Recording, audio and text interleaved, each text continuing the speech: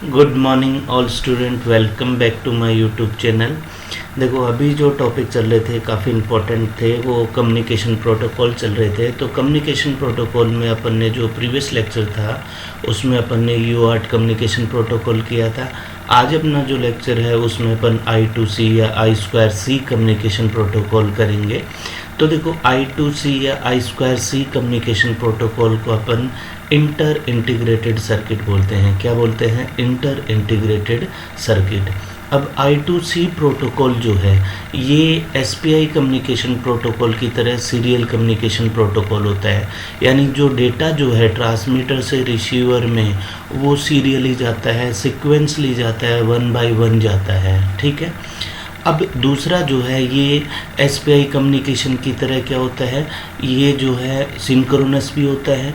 Synchronous का मतलब क्या हुआ कि इसमें जब ट्रांसमिशन होता है, कम्युनिकेशन होता है, तो क्लॉक सिग्नल की आवश्यकता होती है। ठीक है। अब देखो, इसके बाद अब इसमें देखो दो डेटा लाइन है। एक तो दो लाइनें होती हैं। एक लाइन जो होती है वो SDA लाइन, ये डेटा लाइन कहलाती है। ये जो है डेटा एक्सचेंज के लिए यूज आती है, यानी डेटा मास्टर स्लेव को सेंड कर रहा है या स्लेव से मास्टर रिसीव कर रहा है, तो उसके लिए डेटा लाइन यूज में आएगी। ये क्लॉक सिग्नल होता है। क्लॉक सिग्नल जो होता है ये हमेशा मास्टर द्वारा जनरेट की जाती है। ठीक है। देखो, the line for the master and slave to send and receive data, the line that carries the clock signal। Next देखो, अब ये जो है कम्युनिकेशन I2C कम्युनिकेशन को अपन मास्टर स्लेव कम्युनिकेशन भी बोलते हैं। क्यों? क्योंकि इसमें एक मास्टर जो है वो काफ़ी सारे स्लेव से कनेक्ट हो सकता है, उनको कंट्रोल कर सकता है। ठीक है। अब देखो, I2C वर्क कैसे करता है। क्या I2C वर्क कैसे करता है? तो देखो, मैं पहले इसका जो I2C जो है इसमें जो मैसेज अपने को सेंड करना है, ठीक है, वो मैसेज की फॉर्म में होता है। जो डेटा अपने को सेंड करना है वो किसकी फॉर्म में होता है? मैसेज की फॉर्म में होता है। अब मैसेज में क्या है, मैसेज को अपन फ्रेम में डिवाइड करते हैं। किस में डिवाइड करते हैं? फ्रेम में डिवाइड करते हैं। देखो यहाँ पे with I2C data is transferred in message. Data जो है मैसेज की फॉर्म में ट्रांसफ़र करते हैं। मैसेज को जो है अपन काफ़ी सारे फ्रेम में डिवाइड करते हैं। ईच मैसेज जो है उसके अंदर जो है एक बाइनरी एड्रेस फ्रेम होता है। एड्रेस फ्रेम में क्या होता है, जो मास्टर जो है उसमें स्लेव का एड्रेस होता है कि उस मास्टर को कौन से स्लेव से कम्युनिकेट करना है। ठीक है। उसके बाद इसके अंदर क्या होता है, उसके बाद इसके अंदर जो है अपने एक स्टार्ट बिट होती है और स्टॉप बिट होती है, रीड राइट बिट होती है, ACK NCK बिट होती है। ठीक है। ये कहाँ होती है? डेटा फ्रेम के बीच में होते हैं। देखो यहाँ पे शो किया गया है, ये जो है पूरा मैसेज है। इसको अपन ने क्या किया, ये स्टार्ट बिट होगी, ये एड्रेस फ्रेम हो गया, एड्रेस फ्रेम। उसके बाद ये रीड राइट बिट होगी, ये ACK NACK बिट होगी, ये फिर डेटा फ्रेम, ये मैसेज है, ये वो डेटा ओरिजिनल डेटा है जिसको सेंड करना है। इसके बाद फिर अपनी जो है ACK NACK बिट आएगी। इसके बाद फिर अपना डेटा फ्रेम 2 आ गया, फिर ये ACK NACK बिट आ गई, ये स्टॉप बिट होती है। तो देखो 1 बाय 1 अपन स्टडी करेंगे कौन सी बिट का क्या यूज होता है, उस बिट को क्यों यूज में ले रहे हैं। सबसे पहले है स्टार्ट बिट। स्टार्ट बिट क्या होती है? स्टार्ट बिट में क्या होती है, देखो मैंने अभी तुम लोगों को बताया, इसमें दो लाइन यूज आती हैं। एक SDA लाइन होती है, एक SCA लाइन होती है। स्टार्ट बिट में क्या होती है, जो SDA लाइन है वो हाई टू लो वोल्टेज पर स्विच करती है SCL लाइन के स्विच करने से पहले। समझ में आ गया? स्टार्ट कंडीशन का मतलब क्या हो गया कि इसमें जो SDA लाइन है वो हाई वोल्टेज लेवल से लो वोल्टेज लेवल पर स्विच करेगी। किससे पहले? SCL लाइन के स्विच करने से पहले। SCL भी हाई टू लो स्विच करती है। ठीक है। स्टॉप कंडीशन क्या होती है? स्टॉप कंडीशन में स्टार्ट कंडीशन का जस्ट उल्टा होता है। इसमें क्या है, जो SDA लाइन है वो लो वोल्टेज लेवल से हाई वोल्टेज लेवल पे स्विच करेगी, लेकिन SCL लाइन के स्विच करने के बाद। समझ गए? ठीक है। अब एड्रेस फ्रेम क्या होता है? देखो 7 to 10 बिट का ये एड्रेस फ्रेम होता है। ये किसके अंदर होता है? मास्टर के अंदर होता है। ये स्लेव को आइडेंटिफाई करता है। मैंने अभी बताया एक मास्टर काफ़ी सारे स्लेव को कंट्रोल करता है। तो जब अपन कम्युनिकेट करते हैं तो ये अपने को कैसे पता चलेगा कि कौन से स्लेव के साथ अपने को कम्युनिकेट करना है? क्योंकि क्या है कि जो अपने पास जो SPI कम्युनिकेशन है उसमें स्लेव सेलेक्ट लाइन होती है। तो स्लेव सेलेक्ट लाइन से अपन क्या है उस स्लेव को सिलेक्ट कर सकते हैं, लेकिन इसमें स्लेव सेलेक्ट लाइन होती नहीं, इसलिए इसमें आइडेंटिफाई करने के लिए एड्रेस फ्रेम होता है। क्या होता है? Address frame. समझ गए? ठीक है। उसके बाद जो है रीड राइट बिट। अब रीड राइट बिट क्या होती है? रीड राइट बिट क्या होता है? ये एक सिंगल बिट होती है। ये क्या होती है? एक सिंगल बिट होती है। ये डेटा फ्रेम से जस्ट पहले होती है। ये बिट ये बताती है कि जो मास्टर है वो स्लेव को डेटा सेंड कर रहा है या उससे डेटा के लिए रिक्वेस्ट कर रहा है। ठीक है। अगर वो डेटा सेंड कर रहा है तो ये लो वोल्टेज लेवल पे होगी, अगर वो रिक्वेस्ट कर रहा है तो हाई वोल्टेज लेवल पे होगा। ये रीड राइट बिट है। अब AC के NEC के बिट क्या है? देखो क्या है, जब मास्टर जो है एड्रेस फ्रेम को सेंड करता है तो अब अपने पास काफ़ी सारे स्लेव हैं। ठीक है। अब वो स्लेव जो है वो कंपेयर करेंगे उस एड्रेस के साथ, तो जिस स्लेव का एड्रेस उसके साथ मैच हो गया तो वो क्या करेगा? एक एक्नॉलेजमेंट AC के बिट मतलब वो क्या करेगा? जो SDA लाइन है SDA लाइन को एक बिट के लिए लो करके भेज देगा। ठीक है। तो उससे ये कन्फर्मेशन हो जाएगा कि मास्टर इसी स्लेव के साथ कम्युनिकेट करना चाह रहा है। ठीक है। देखो मैसेज में प्रत्येक फ्रेम के बाद एक AC के नो AC के बिट होता है। यदि कोई एड्रेस फ्रेम या डेटा फ्रेम सक्सेसफुली प्राप्त किया गया था तो रिसीव करने वाले डिवाइस से सेंडर को एक AC के वापस कर दी जाती है। ठीक है। अब एड्रेसिंग में चलते हैं। तो मैंने जस्ट अभी एड्रेसिंग तुम लोगों को बता दिया था कंप्लीट। ठीक है। अब आगे देखो, अब डेटा फ्रेम भी अभी अपन ने कंप्लीट स्टडी किया है। डेटा फ्रेम में क्या क्या होता है? स्टार्ट बिट होती है। ठीक है। उसके देखो ये यहाँ पे अपन ने एक्सप्लेन किया ही था। स्टार्ट बिट होती है, एड्रेस फ्रेम होता है, रीड राइट बिट होती है, एक्नॉलेजमेंट या नो एक्नॉलेजमेंट बिट होती है, डेटा फ्रेम। उसके बाद जो जितने भी डेटा फ्रेम है सबके बीच में एक एक्नॉलेजमेंट या नो एक्नॉलेजमेंट बिट होती है, लास्ट में ये स्टॉप बिट होती है। ठीक है। तो ये अपन ने डेटा फ्रेम भी स्टडी कर लिया है। ठीक है। तो देखो थोड़ा सा डीपली अपन स्टडी करेंगे डेटा फ्रेम को भी और एड्रेसिंग को भी। तो देखो एड्रेसिंग में I2C does not have slave select line like SPI। तो I2C में SPI की तरह जो है स्लेव सेलेक्ट लाइन नहीं होती। ठीक है। तो इसके पास स्लेव को सिलेक्ट करने के लिए कि भाई कौन से स्लेव को अपने को डेटा ट्रांसफ़र करना है, एक दूसरा मेथड होता है, उसको बोलते हैं एड्रेसिंग मेथड। क्या होता है? Addressing method. The address frame is always the first frame after the start bit in a new message. जो मैसेज होता है उसमें स्टार्ट बिट के बाद जो फर्स्ट फ्रेम होता है वो एड्रेस फ्रेम होता है। क्या होता है? वो एड्रेस फ्रेम होता है। ठीक है। The master send the address of the slave it want to communicate with to every slave connected to it. अब क्या है, मास्टर क्या करेगा? एड्रेस को सेंड करेगा सभी स्लेव को। अब वो स्लेव क्या करते हैं? वो अपने एड्रेस के साथ इनको कंपेयर करेंगे। ठीक है। कंपेयर करने के बाद जिसका एड्रेस मैच करेगा वो क्या करेगा? लो जो SDA जो लाइन है, ठीक है, SDA लाइन को 1 बिट के लिए लो करके एक AC के बिट वापस भेजेगा उसको कि मेरा एड्रेस इसके साथ मैच हो गया, यानी मास्टर इस स्लेव के साथ कम्युनिकेट करेगा। ठीक है। अगर मैच नहीं होगा तो SDA लाइन जो है हाई पे ही रहेगी, वो कोई बिट सेंड नहीं करेगा। ठीक है। अब डेटा फ्रेम में मैंने बताया था आफ्टर द मास्टर। अब जब मास्टर ने AC के यानी एक्नॉलेजमेंट बिट डिटेक्ट कर ली, ठीक है, उसको ये कंफर्म हो गया कि अब जो है इस स्लेव के साथ उसको कम्युनिकेट करना है, तो अब ये क्या करेगा? 8 बिट लॉन्ग का डेटा फ्रेम सेंड करेगा। क्या करेगा? 8 बिट का डेटा फ्रेम सेंड करेगा और वो जो है MSB बिट से स्टार्ट होगा। पहले किससे होगा? MSB बिट से। ठीक है। अब जो डेटा फ्रेम जैसे ही जाएगा तो उसके बाद वेरीफाई के लिए जो रिसीवर है वो AC के बिट भेजेगा।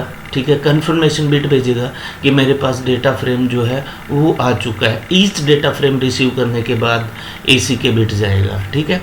The ACK bit must be received by either the master or the slave before the next data frame can be sent. After all of the data frame have been sent, जब सारे data frame send कर दिए तो master क्या करेगा, एक stop bit भेजेगा। क्या भेजेगा? स्टॉप बिट भेजेगा। The stop condition is the voltage transition from low to high on the SDA line. अब SDA लाइन कहाँ जाएगी? लो से हाई पे जाएगी, ठीक है।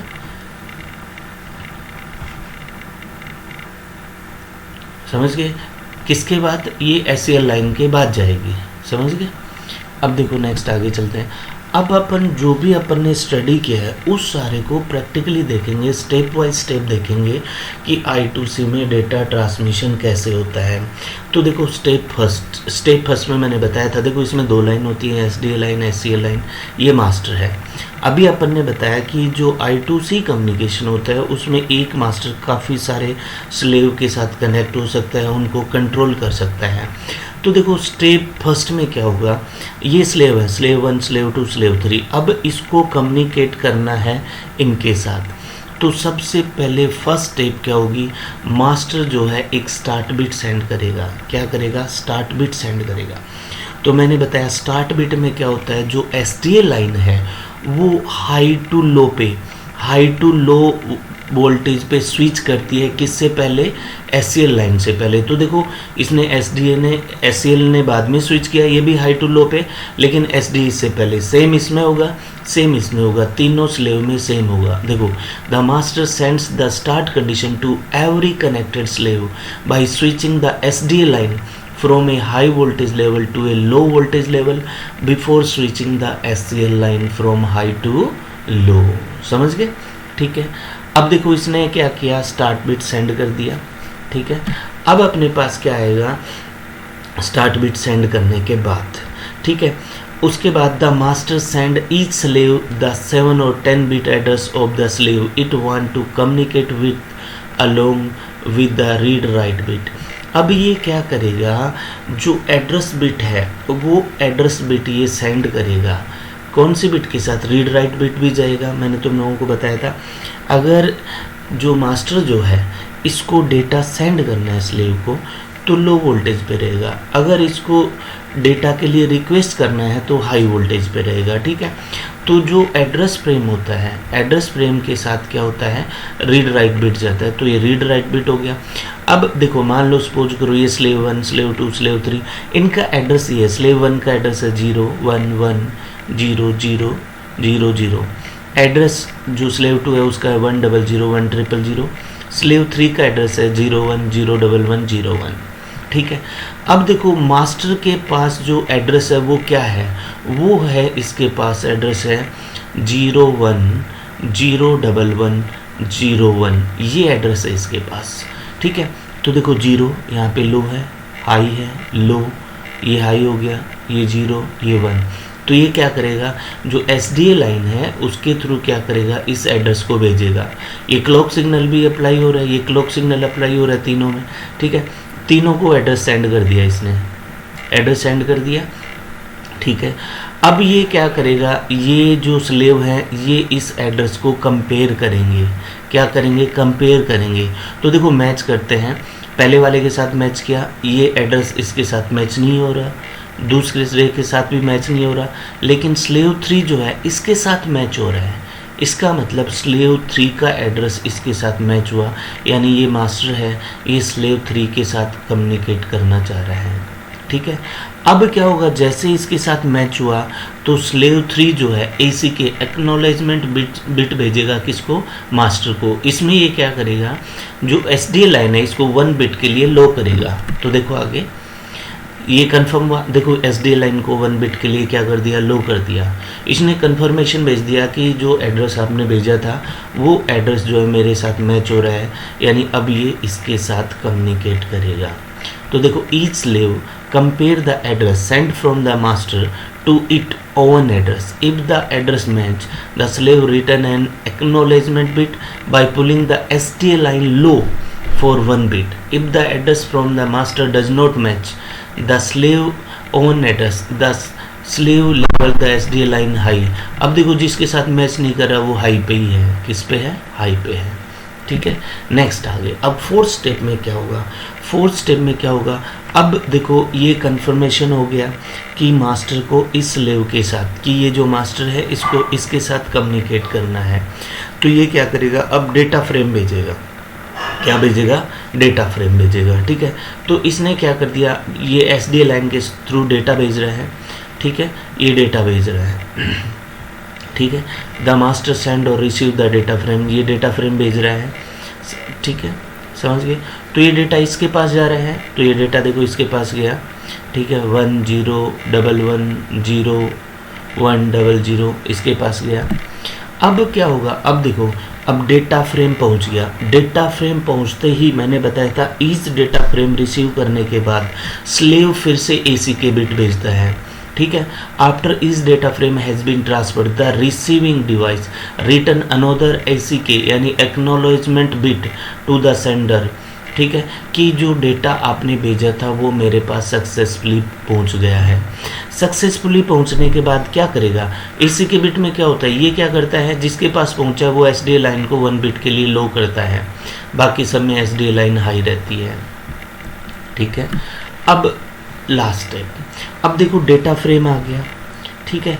आपने ACK भेज दिया. अब सारे के सारे डेटा फ्रेम रिसीव करने के बाद जो मास्टर जो है वो अब स्टॉप बिट भेजेगा. क्या भेजेगा? Stop bit. तो स्टॉप बिट में क्या होता है? स्टॉप बिट में क्या होता है? जो SDA लाइन है वो लो से हाई जाएगी. लेकिन क्या जाएगी? लो से हाई जाएगी. 10 To stop the data transmission, the master send a stop condition to the slave by switching SCL line before switching SDA line. उसमें क्या है? जो SDA लाइन जो है वो लो से हाई जाएगी. लेकिन लो से हाई कब जाएगी? वो SCL लाइन के बाद जाएगी. कब जाएगी?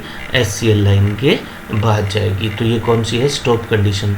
तो सारी जितनी भी स्टेप थी अपन ने 1 बाय 1 स्टडी किया है. फिर भी अगर आपको कोई डाउट हो तो आप मेरे को पूछ सकते हो. अब देखो यहाँ पे ये डायग्राम शो कर रहा है कि जो सिंगल मास्टर है वो काफ़ी सारे स्लेव के साथ कैसे कनेक्ट होता है. तो देखो ये SDA लाइन है. SDA लाइन में डेटा एक्सचेंज मास्टर जो है डेटा ट्रांसमिट भी कर सकता है, रिसीव भी कर सकता है. तो इस SDA को अपन ने तीनों स्लेव से कनेक्ट कर दिया. Slave 2, slave 3. ठीक है. उसके बाद ये क्लॉक सिग्नल, तीनों को अपन ने क्लॉक सिग्नल दे दिया. ये जो है पुल अप रजिस्टर होता है. ठीक है. अगर अपने को क्या करना है? अगर अपने पास 7 बिट का एड्रेस है तो क्या होगा? बिट एड्रेस है तो 2 की पावर 7 यानी 128 यूनिक एड्रेस अवेलेबल होते हैं उसमें. ठीक है. अगर 10 बिट का एड्रेसिंग है तो उसमें 2 की पावर 10 यानी 1024 यूनिक एड्रेस उसमें अवेलेबल होंगे. ठीक है. इसके बाद अपन स्टडी करते हैं इसकी एडवांटेज और डिसएडवांटेज. तो देखो सबसे पहले अगर अपन एडवांटेज देखें तो एडवांटेज इसमें केवल 2 वायर यूज आते हैं, एक SDA और एक SCL. दूसरा जो है एक मास्टर जो है काफ़ी सारे सपोर्ट मल्टीपल मास्टर और मल्टीपल स्लेव को सपोर्ट करता है. इसमें ACK NACK बिट होता है. इससे कंफर्मेशन मिल जाता है कि अपने को डेटा सक्सेसफुली ट्रांसफ़र हो गया या नहीं हो गया. इसका जो हार्डवेयर है UART जो है उससे लेस कॉम्प्लिकेटेड होता है. ठीक है. Well known and widely use protocol होता है. अगर डिसएडवांटेज देखें तो इसकी डेटा ट्रांसफ़र रेट जो है SPI से कम होती है. इसका जो डेटा फ्रेम होता है वो भी लिमिटेड होता है, 8 बिट का होता है. और इसका हार्डवेयर जो है वो SPI जो कम्युनिकेशन है उसके हार्डवेयर से कॉम्प्लिकेटेड होता है. ठीक है. तो ये अपन ने स्टडी किया है I2C कम्युनिकेशन. अगर कोई डाउट हो तो आप मेरे को कमेंट करके पूछ सकते हो. Thank you for watching this video. अगर आपको ये वीडियो अच्छा लगे तो इस वीडियो पे लाइक, कमेंट और